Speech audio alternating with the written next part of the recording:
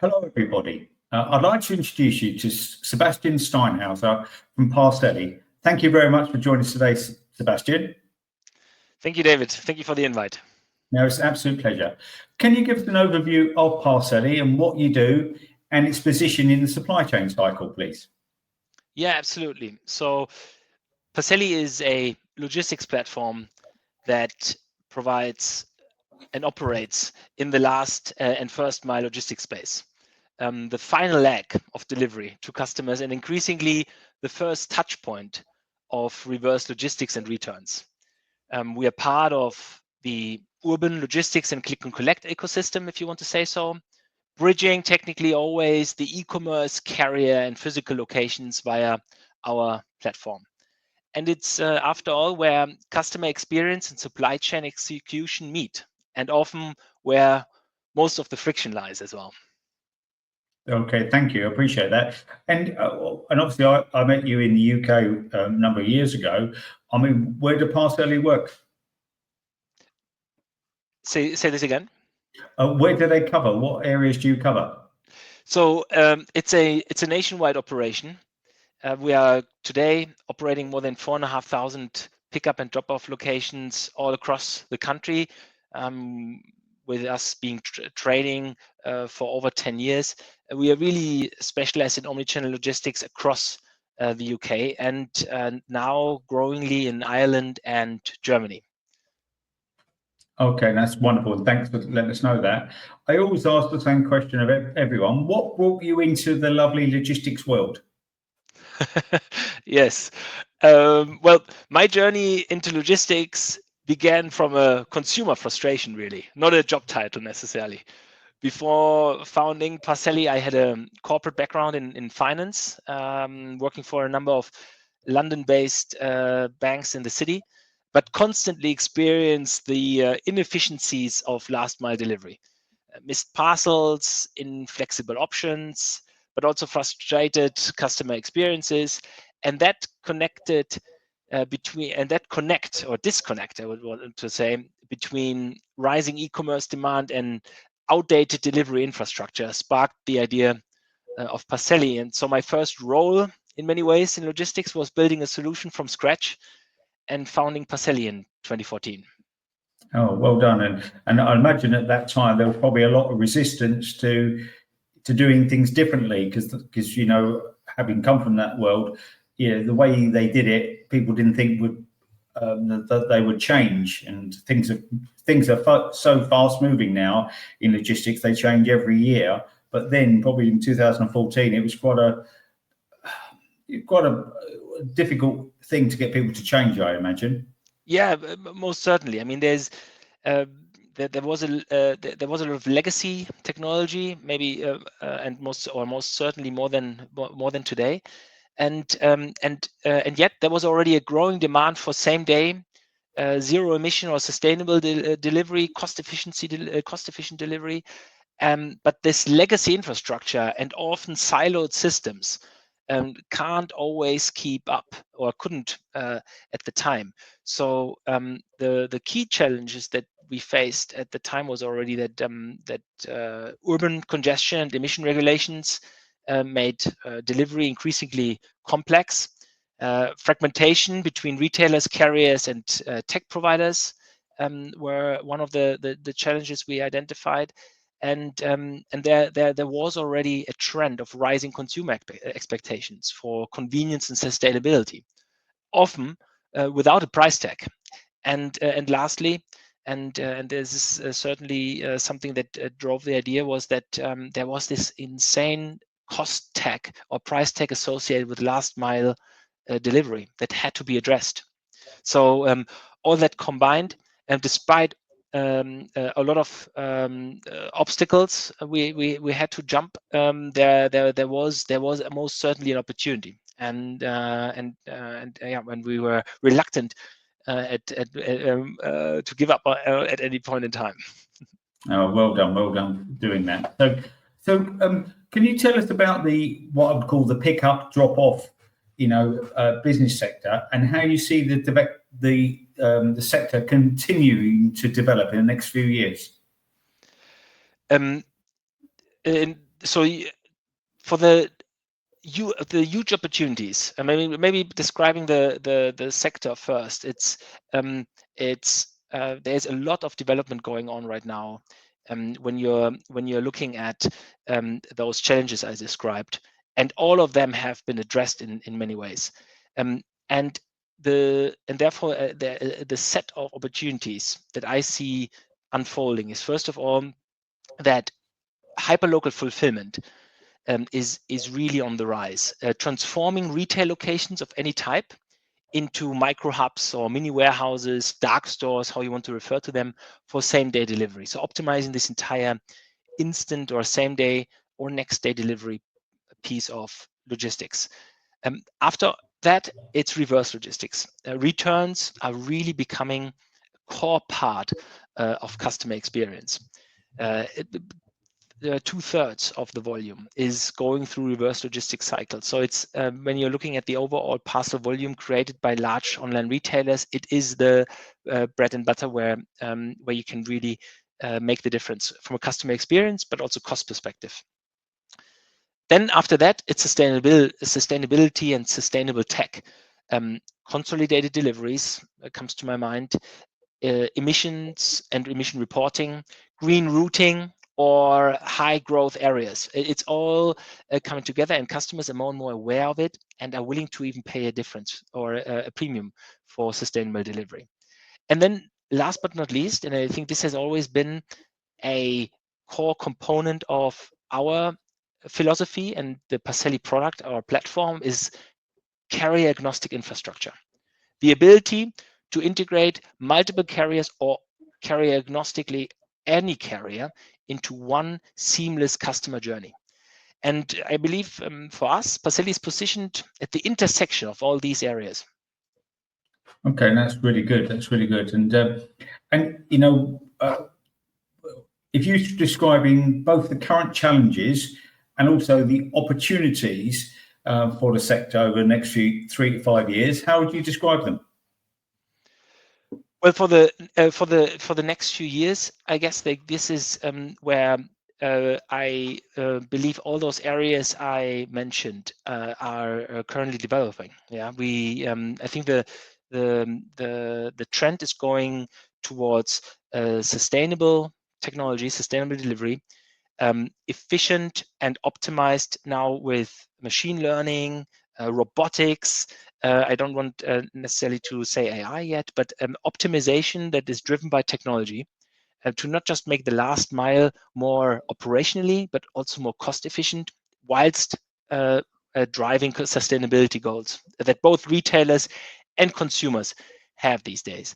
So I think that we are in a fascinating phase of logistics. It's in many ways the industry that drives innovation in so many different ways, on so many different layers, and always wrapped around customer experience. So I believe there's a lot of change that we can see and that is developing over time at the moment. Yeah, that's very interesting. And as you say, you know, from the consumer wants to have a nice, easy solution that works for him or her, and from the your partners, the carriers, they want to, wherever they can, get a first-time delivery or first-time outcome that keeps the ultimate consumer happy, because that keeps all their customers happy. Yeah, it is an interesting thing. When you look at the sector, what are people not talking about that perhaps they should be? Well, one first thing that comes to my mind, and looking at conferences, etc., is I think returns are still not considered as a competitive advantage in many ways. Everyone talks about delivery, delivery speed, sustainable last mile delivery options, etc., etc. But returns are just as critical to customer retention and operational sustainability. We also don't talk enough about how to digitize and monetize underused real estate, which could revolutionize urban logistics, in my opinion. The Parcelly model is all wrapped around utilizing existing infrastructure rather than building new. And I think there's a major topic that could be addressed far more. Yeah. So, are you talking about almost what they say in business, sweating the assets. So using a shop or a warehouse for as many uses as you can for the same cost.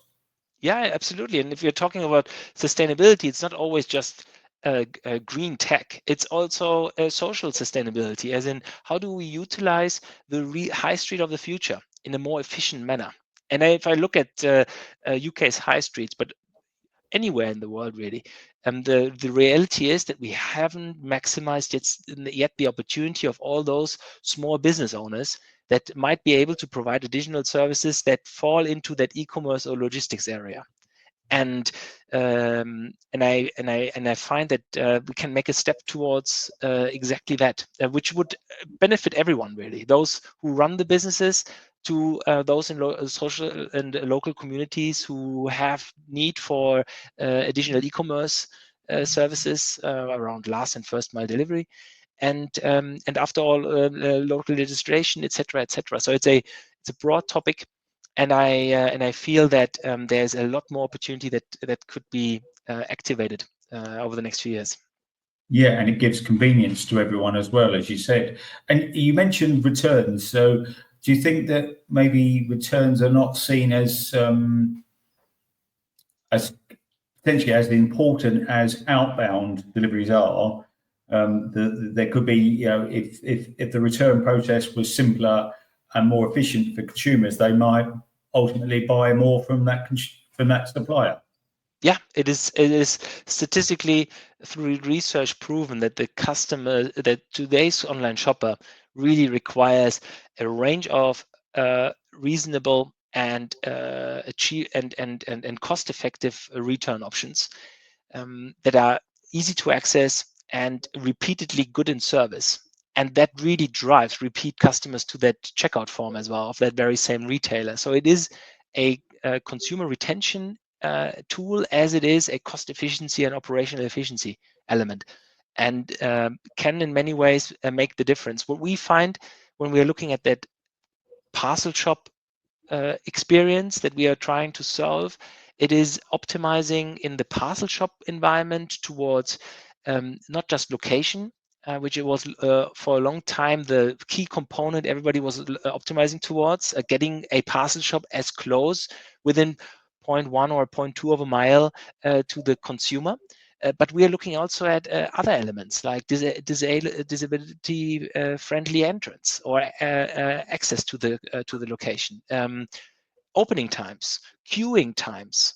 As a carrier agnostic network, we obviously optimize stores along a high street to make sure that customers don't experience, which you still have with many other carrier providers in the market, extended queuing times, just because the parcel shop is offering such a broad range of services that by default, you will never just walk in and drop off your parcel. So the return journey needs to be looked at holistically, and it has so many different components that, in my opinion, offer a huge opportunity to optimize. Oh, thank you, and I appreciate that, Sebastian. That's great.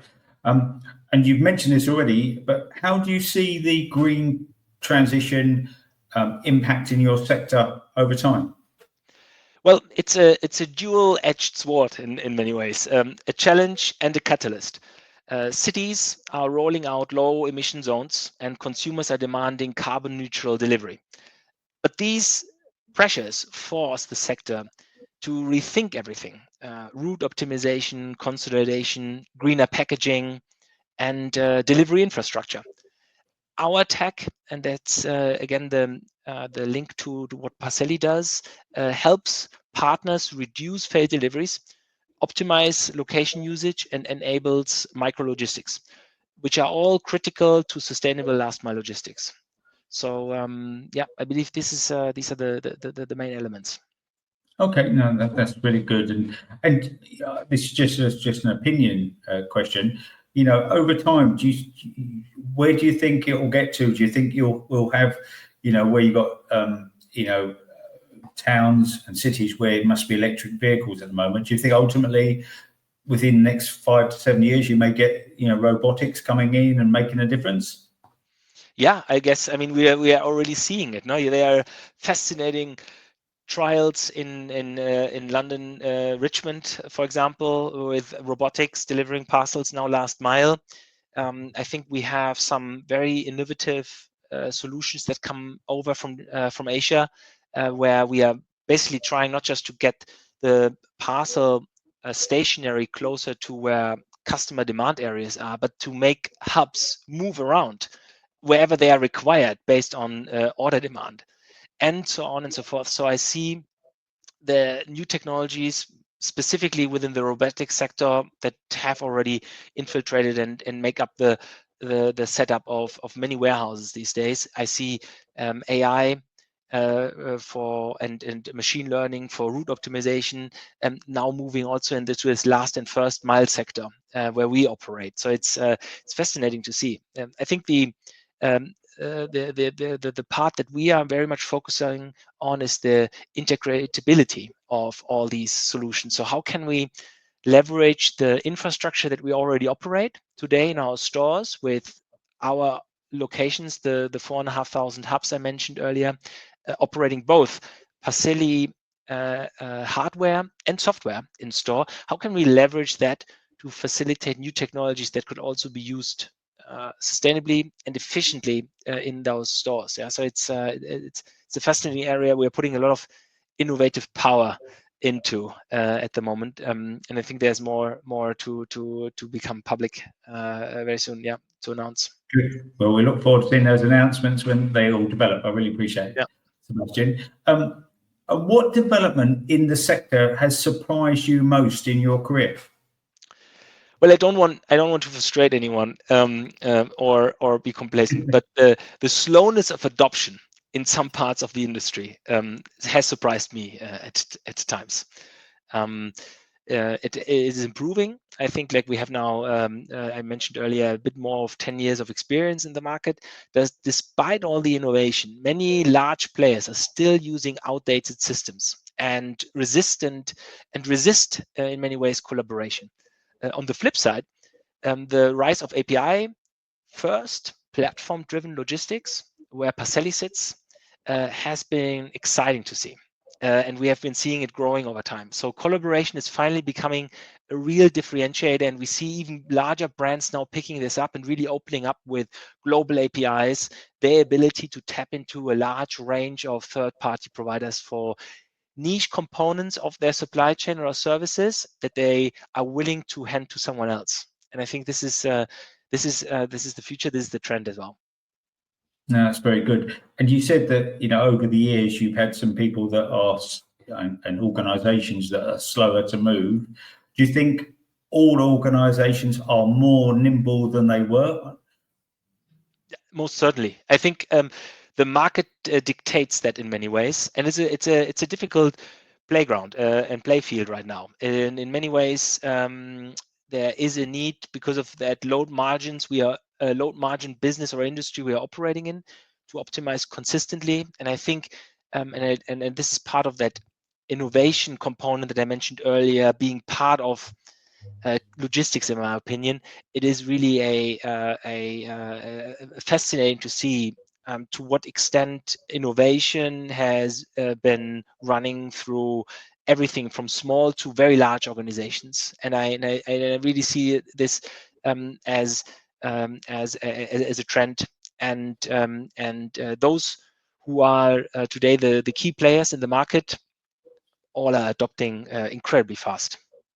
Yeah, I think, as a watcher of the industry in my sort of main job in recruitment, I think, the future is hard to predict, and, there's a lot of companies that are more nimble than others, and some that have made mistakes, like anything in any investment, any business, it's a challenge, but it's certainly interesting to watch, and it seems to be moving faster and faster with the pickup, drop-off solution options and lockers. The market is developing fast, and then there's other issues, outside issues with, tariffs, etc., that are coming in now that will affect it also. The final question I'm asking to everyone, if you could speak to the Prime Minister, then what would you ask them to do to help your business grow and flourish? Oh, fantastic. I would love that opportunity. 3 things. First of all, support small, medium enterprises. or SME-driven innovation in logistics through, for example, grants and pilot programs. If I look at local high streets and the businesses that we are collaborating with, I think through these type of programs, so much more could be done. Secondly, standardize and subsidize green delivery infrastructure in cities, from micro hubs to EV charging, etc. And then last but not least, create a logistics data sharing type of framework to allow more interoperability and reduce inefficiencies across the supply chain. I think there's more that the industry could benefit from if this would be at a regulatory level. Okay, great. And you know, that's one of those dilemmas where everyone has different views and opinions. But it'd be great if between all the logistics companies and the associations that we could get, you know, a good voice through to the government to tell them what, you know, the needs of the sector are. Because obviously they're working with all the suppliers and carriers and consumers every day, so they should really know. So just want to say thank you again, Sebastian, for telling us a lot about Parcelly and what you do, and it's really interesting. And I'm sure our viewers and listeners will really enjoy it. Thanks very much again, Sebastian. Thank you, David. Thank you for the opportunity.